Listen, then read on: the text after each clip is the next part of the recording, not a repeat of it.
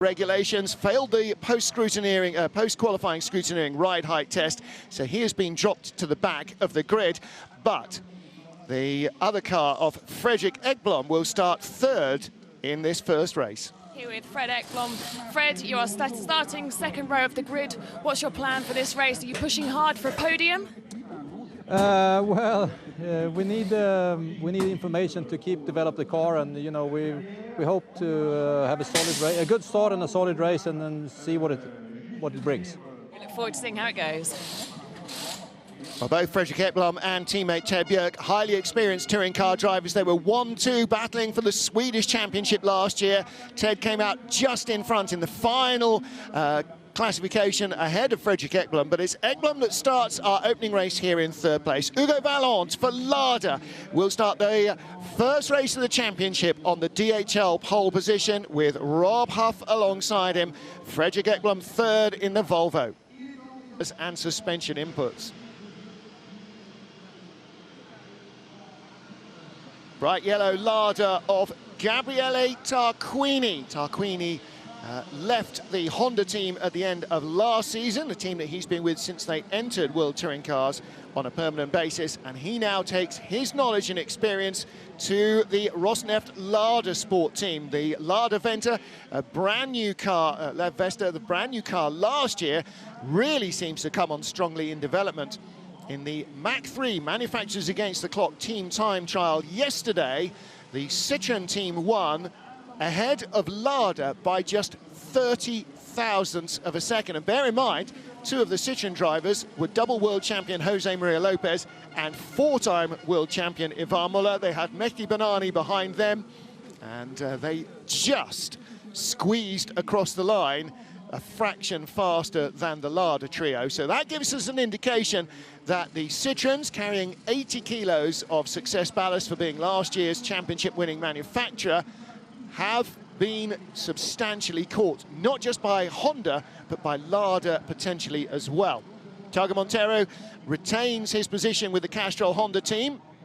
He's been joined, as we saw, by Rob Huff, and a third car for the first time being run by the Yas Sport team, the factory Honda outfit, and that will be in the colours of Norbert Mikulich. Mikulich moving over from the privateer Zengo team, where he's been racing since he came into the fold, first in the Seat Leon Eurocup and then in the World Touring Car Championship. He's raced for them in BMW and in Honda.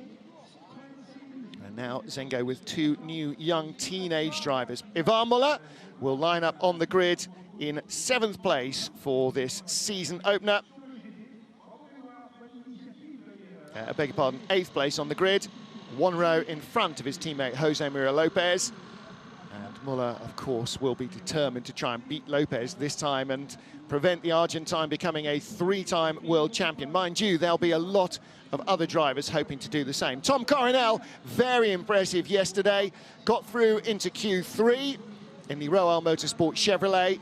Not sure he quite expected to find the pace that he did, but then halfway round the lap, the brake pedal went to the floor and he had to abort his final flying effort.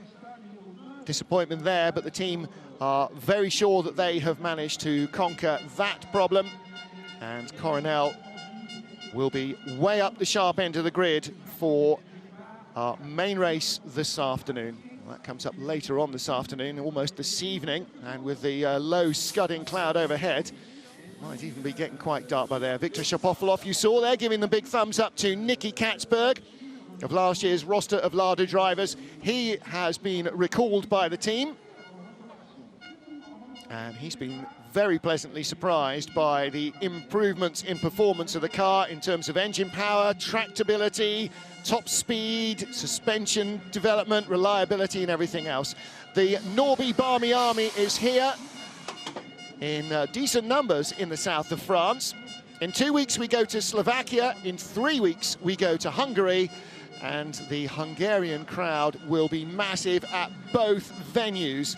Slovakia ring only just outside of Hungary to its east, and of course the Hungara ring just outside the capital Budapest, both of which will see Norby's travelling fan club in vast numbers. And Norby, for the first time in his life as a factory driver, sitting on the third row of the grid. He lines up in 5th place for this opening race. In front of him, 4 cars from 4 different manufacturers. Citroën C-Élysée of Mehdi Benani lining up in 4th position for this season opener. Moroccan looking very relaxed this morning. Had a quick chat to him at the breakfast table, and he's just feeling no pain at all. His car is run by Sebastian Loeb Racing, as indeed it was last year when he was alongside Sebastian in the garage. Fredrik Ekblom, 3rd on the grid for this season opener, and as he said just before the start, the Volvo team are here really to gain information, but you know, you're not going to do that if you don't get all the laps under your belt. So his main task here will be to finish the race as competitively as he can. If they could get onto a podium on their debut in the World Touring Car Championship, they'd leave France very happy bunnies indeed. Rob Huff, first day in the job as a Castrol Honda driver, and he was initially on pole for this season opener, but Ted Björk's car was in front of him in qualifying. He was 10th, Björk was in 6th position. Björk lost his times because of that ride height infraction, so Rob moved up 1 spot, which moves him back on the grid. And the happy man who moved up from 11th to 10th and thus pole for this season opener was Hugo Vallant. He will start his first race in a Lada from pole here in Paul Ricard.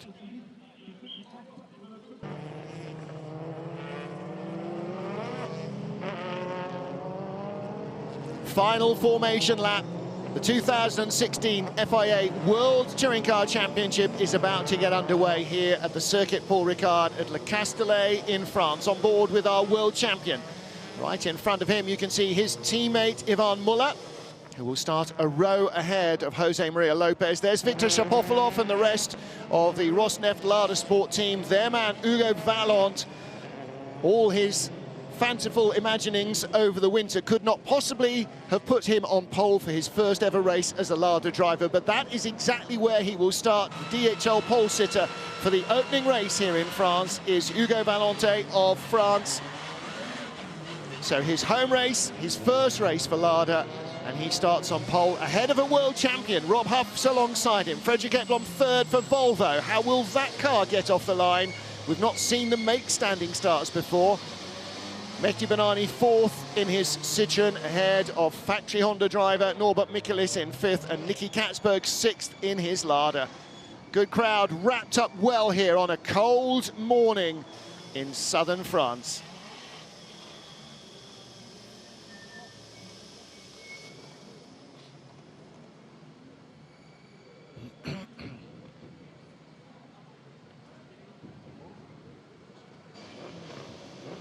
Team boss Sebastian Loeb watching as his cars take to the grid with everybody else's. The opening race of the FIA World Touring Car Championship here at Paul Ricard in France. Red lights are on and away they go. Good clean start from Rob Huff, gets ahead of Hugo Vallant. Too much wheel spin for the Lada. Fredrik Ekblom in the Volvo, looking down the inside. Huffy turns in front of Mehdi Benani, and contact between Ekblom and Katzberg. Ekblom is an experienced touring car racer, but doesn't want to get involved in that. Norbert Michelis in 5th position.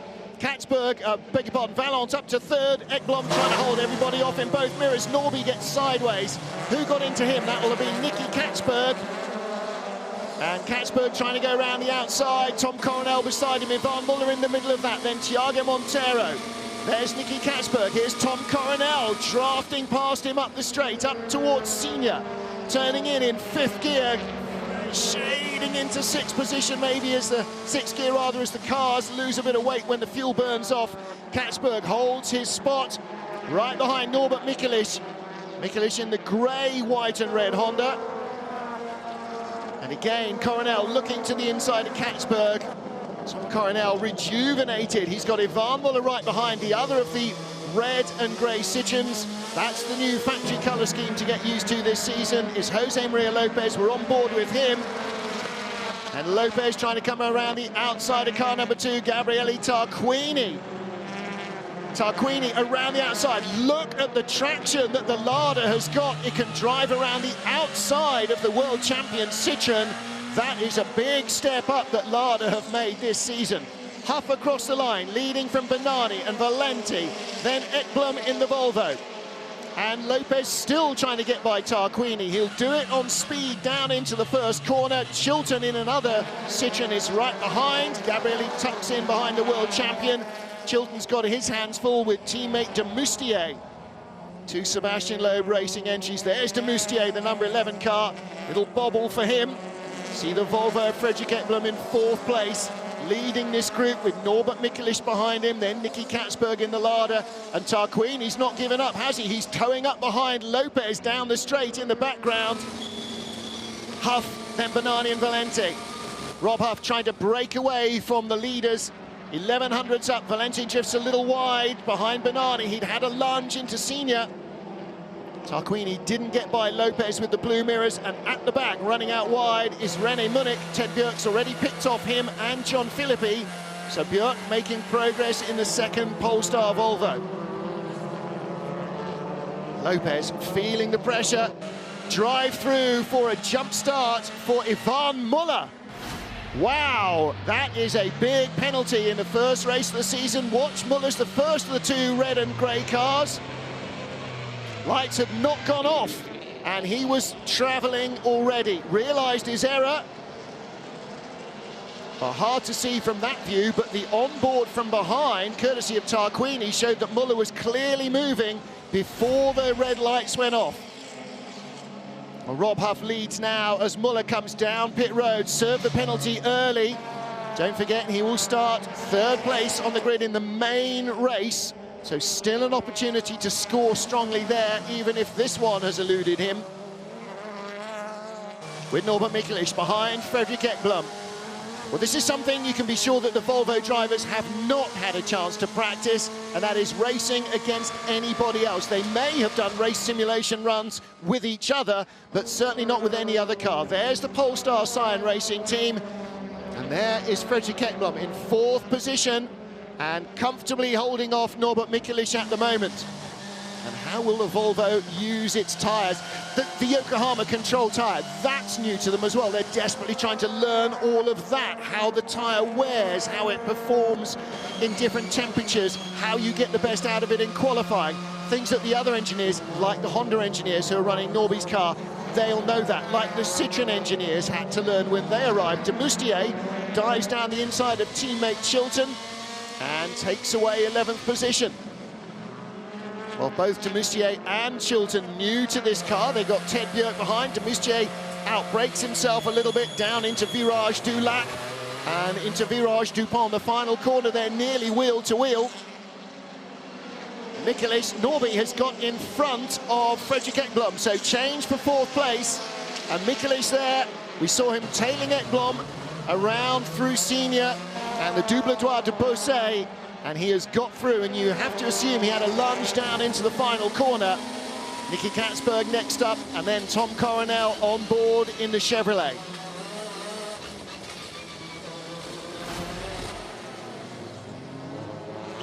Well, let's take a look. The replay shows Norby into the final corner, Virage du Pont. That's experience of the circuit as well. Neither Ted Björk or Fredrik Ekblom have ever raced at the circuit Paul Ricard, and Ekblom probably didn't realise that the last corner was an overtaking opportunity, left the door open, and Norby went through it like a rat up a drain pipe.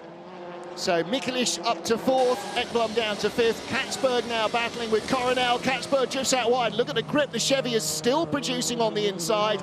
Drifts out a little wide on the exit, but he has got by. And Thiago Montero trying to get in there as well. Goes the long way around the outside. That gives him the inside, but no. Katzberg shuts the door. And behind him is Jose Maria Lopez, who is in 9th spot now. Will earn points at the moment from this first race of the season. Whoa, down the inside, Montero makes a lunge at Katzberg. The tighter line on the inside, though, as he comes off the corner, means he can't get on the throttle quite as early as the Lada driver, but he's now got Lopez lining up behind him, trying to help him with the tow. Lopez is also trying to get by Katzberg. He's on the inside, and Nicky is going to lose 2 spots. Or is he? Goes a long way around the outside. Montero goes through, but Katzberg shuts the door on Lopez. Remember, we had a Lopez And was it Lopez and Tarquini incident there last year? Wheel to wheel, door to door for the lead of the race. Oh, and turned around, Fredrik Ekblom. That was Ekblom, spun in the second corner. You saw Ted Björk going through, so who made contact with him? Tom Coronel was the next car up. And Tom is slowing, or has slowed a little on the straight, and Thiago Montero's got by him. So Montero is now 5th in the red, white and green Honda. Coronel, the DHL Chevrolet, is in 6th, and the yellow car of Nicky Katzberg in 7th position. Then up to 8th is Jose Maria Lopez, 9th Gabriele Tarquini. And Katzberg trying to hold off Coronel. Oh, runs out of road. Comes back on just inside the Dutchman, but I think he's going to have to yield here because he knows that he exceeded track limits. So his best opportunity here will be to try and shut the door and get inside in front of Jose Maria Lopez, and he's not done that. That wasn't a good move by the Dutchman. He knocked Coronel out. Coronel's lost a spot, Katzberg has lost a spot, and Lopez went up 2. And here comes Tarquini, the 4th of those cars. The other Lada, they're going 3 wide into the first corner. And Tarquini bails out of that, knows that disaster lies in that direction. Lopez, 80 kilos of success ballast on board his Citroen, can barely get away from the Chevrolet of Tom Coronel. Manages to keep his nose in front, and Lopez driving cannily here, but desperate to pick up points with Ivan Muller, who he must see as one of his main championship rivals, certainly. Muller unlikely to score here after that drive-through. Ted Björk, the blue Volvo, behind Gregoire de Moustier. Björk is up to 10th place, I think, now, or 11th position. Lots of jiggery-pokery going on in the order. Rob Huff still leads by 2.6 seconds, seeing nothing of him. Oh, and damage on the left rear corner. Fredrik Ekblom not going to finish the race. Now, was that a breakage or was that contact? Hard to tell. What we need to see is Tom Coronel's view of that. Picked up that one too late to see whether there was contact. Coronel had to take avoiding action. Doesn't seem to be any marks on the front of his car. Maybe Fredrik Ekblom hit a tyre stack or a curb too hard, and it's damaged that left rear corner. Gabriele Tarquini chases Nicky Katzberg down the straight. This is the battle for 8th position. And then behind de Moustier and Björk. That's de Moustier 10th in the number 11 Citroen. And the bright blue car of Ted Björk right behind him, and de Moustier gets onto the inside of Gabriele Tarquini and turns both cars around. Björk seizing the opportunity to try and get alongside that Citroen C-Elysée. John Philippi right behind, so is Tom Chilton there. There's Philippi's car right behind Tom Chilton. And Ted Björk didn't get alongside de Moustier. Tarquini wriggling down the straight. Has he got damage? He has. I think Tarquini's car is not tracking straight. Right rear suspension looks to be out of line. So Gabriele Tarquini has been damaged by de Moustier's rash lunge. 7 of 16 laps down. Rob Huff leading by now 2.3 seconds over Mehdi Banani. So Huff, I think, is starting to peg his pace. There's Sebastian Loeb Racing. There is the Polestar Cyan Racing team. And the relevance of that is that Sebastian Loeb Racing running the 2 Citroens that are in front and behind the Volvo. Gregoire de Moustier in front of it. And the 3rd Sebastian Loeb Racing Citroen, that is Mehdi Banani's car, who currently lies in 2nd. Ugo Valente 3rd, Norman Mikulich in 4th, ahead of his teammate Thiago Montero. So 3 of the top 5 cars are Honda factory cars. Ted Björk looking down the inside of Gregoire de Moustier for 9th place. Björk in the points at the moment in 10th. Tom Coronel just behind him, with John Philippi giving him a tough time in that Chevrolet. Gabriele Tarquini comes back into pit lane with a damaged car. Fredrik Ekblom's already in the pits. Tarquini joins him. Ivan Muller's had a drive-through. He's now 14th and last on the road. A long way behind. You can see right in the background under the bridge. There is Muller. So you can see what the gap was to René Munich. And he has got, we're on lap 8 now of 16, so he's got another 8 laps. He might catch Munich, but I can't see him catching this group for a top 10 points finish. The weather forecast for today was not good at any stage, and so far we've managed to avoid the R word. Let's hope that that continues at least for the first race. There's Tarquini's car, big damage. Do you think it's a suspension part or just a tire puncture? Well, I think it's also the suspension, I think. Yeah, Gabriele saying he thinks it was also suspension. He's absolutely right. You can see the hub there was nothing like pointing forwards. It's out sideways. So a damaged arm at the left rear, and I would think that they will be looking at that incident between Grégoire de Moustier and Gabriele Tarquini. De Moustier definitely hit Tarquini on the inside. Whether it was avoidable or not is for somebody else to decide. Coronel now with Katzberg behind. Two Dutch drivers. Very different cars. And there's de Moustier just ahead of Ted Bjerg. The Volvo giving a good account of itself in this first race of the championship. Qualified strongly, the car's showing good pace, and it's holding its race pace as well. Ted Bjerg, fastest race lap, 1:31.55. Last lap, 1:32.7, so 1.2 seconds away, but he's been held up by de Moustier. De Moustier, one of his best race weekends of the season last year was here in Paul Ricard, a track that he knew already from previous racing, and also one with lots of big wide runoff areas where you can actually afford to try and take a few risks. Unlike places like, say, Marrakesh, that he'd just been to before, where no risks are allowed. You can see the damage on the left front of his car where he clattered into Tarquini. Left front of his car, right rear of Tarquini's. Seems unlikely that Tarquini reversed into him, but whether they will judge that Tarquini closed the door when de Moustier was alongside or not remains to be seen. There's your leader, Rob Huff. Now still 2.3 ahead of Bonani, and Coronel runs out very wide indeed from the final corner to hold off Nicky Katzberg. This is a battle for 7th place. Katzberg on the inside, couldn't quite get the overlap. Let's take a look here, last corner. Tom didn't have any contact there, just didn't quite get in the line in he wanted, had to close the door, went in a little flat, and that meant he was always going to drift wide on the exit. He couldn't really afford to be off throttle too long coming onto the front straight. De Moustier and Ted Bjerg battling now for this 9th position as the battle for 7th rages in front of them. Tom Chilton just outside the points here. Chilton is going to start both races from 12th position.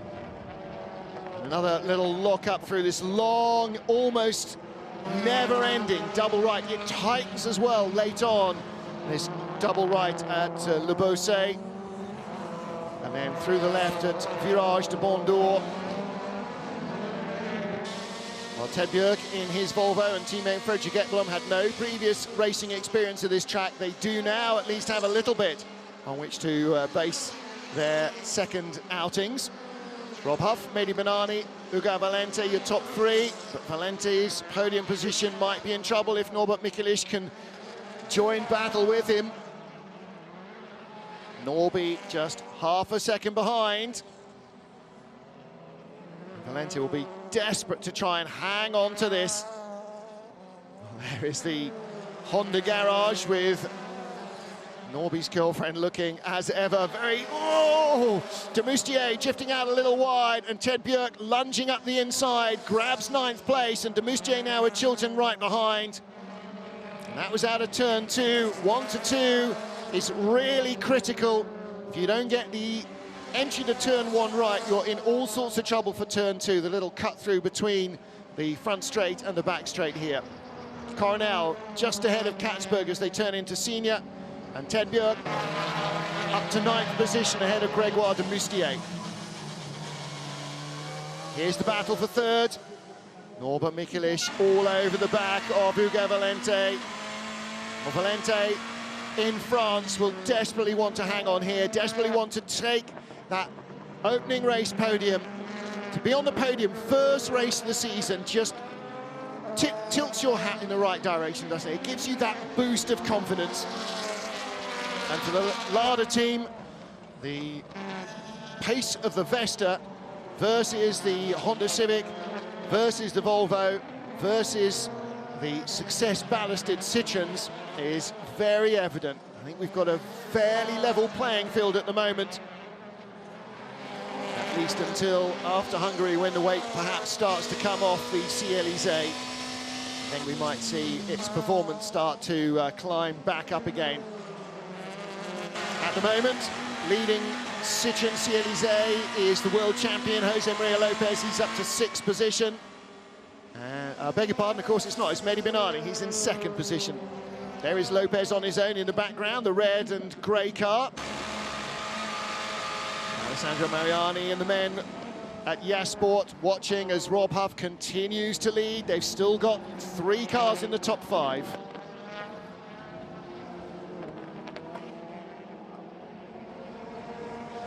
"11 laps completed. We're on lap 12 of 16, the opening race here in France, and now Norby has been caught by Thiago. So Rob Huff leads, Mehdi Benali 2nd, Ugo Valente 3rd, Honda, Citroen and Lada. And then 2 further factory Hondas. Norbert Mikulic, despite the different colour scheme, he's not a Castrol Honda, but he is a factory Honda driver. So those 2 cars, the 2 drivers, work together, sit in the same briefings with the same engineers, work in the same garage, eat in the same hospitality unit, and are run by the same group of people. And Norby now knows that he's got to make a move, lunges to the inside of Valente, takes 3rd place, and here comes Thiago. He's on the inside as well. Can't press it home, just didn't have enough of an overlap there. But Valente all over the curbs. Thiago now lunges to the inside at the Chicane du Nord. No, he doesn't. Didn't have an overlap there, but he'll be behind Valente on the Mistral. Norby is gone, scuttling off to make it 3rd place for the Hungarian. Rob Huff leads from Mehdi Benali, and Norbert Mikulic is up to 3rd. Coronel and Katzberg still at it in the all-Dutch battle for 7th. Looking back at Katzberg, slipstreaming up to Senior, and that's exactly what the green, white and red Honda of Thiago Monteiro was doing to Ugo Valente, but couldn't get a run on the Lada. And Valente, having been caught out by Mikulic, will be doubly determined now not to be caught out in the same way by Thiago Monteiro. He's off the podium, but still 4th position in the opening race of the season would be a great result for him. Oh, and this time Monteiro goes inside the final corner, and Valente couldn't hold him off. The Hondas now move up 1st, 3rd and 4th, but Valente being warned about exceeding track limits. That may well have been on the exit of Senior. You can carry an awful lot more speed through that 6-gear corner if you use a lot of the runoff area. Well, the flag has been shown to Valente, but actually that's probably fairly redundant, because the car behind him, Jose Maria Lopez, is the better part of a second behind. May not catch Valente in the next couple of laps. You can see that Nicky Katzberg and Tom Coronel are being gradually reeled in by Ted Björk. Katzberg having a great ding-dong battle with Coronel, will not give this one up. Katzberg, incidentally, also made it through into Q3 on pace.